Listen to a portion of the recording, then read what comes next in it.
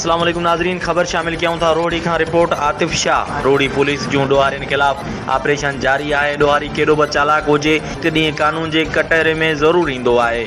मंशात जी रोकथाम लाइ SHO रोड़ी अब्दुल हमीद महर जूं कामयाब कार्रवाइयूं जारी। कुझु अरसो पहिरियों क्रिश्चियन कॉलोनी न्यूयॉर्क में मंशात फिरोश गिरोह ख़िलाफ़ पंहिंजी अॻुवाणीअ में कामयाब कार्रवाई कंदे माई मुमताज़ उर्फ़ माना ऐं साथी खे गिरफ़्तार करे 2 किलो चर्स ऐं कुझु हीरोइन जूं पुड़ियूं हथ करे वरितियूं।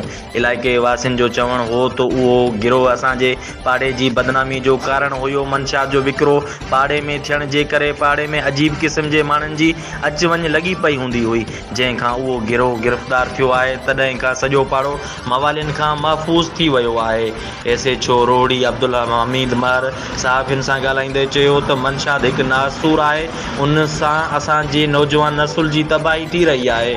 मंशात विकिरो कंदड़नि ख़िलाफ़ सख़्त कार्रवाइयूं कयूं वेंदियूं।